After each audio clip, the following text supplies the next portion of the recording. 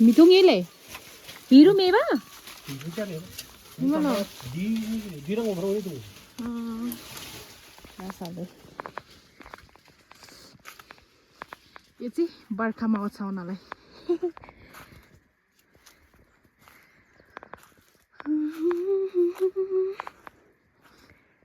पछाडितिर त जङ्गल मात्र छ हो पहाड छ अरू त केही पनि छैन हेलो गोठ हेर्न आएको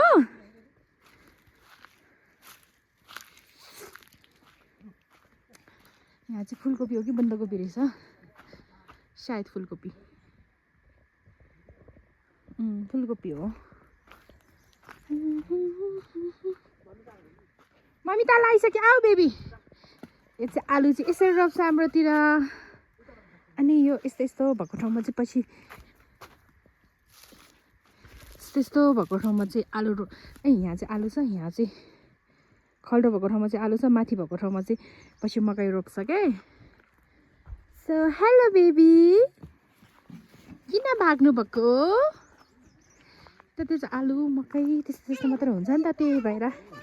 गए थिएँ ओ क्या हो गई बेबी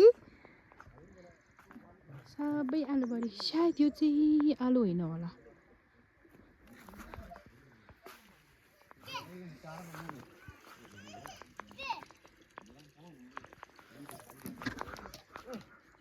होइन म लड्यो कि क्या हो यो तलतिर चाहिँ सबै आलुबारी मात्रै पर गाउँ चाहिँ कुटुमसाङ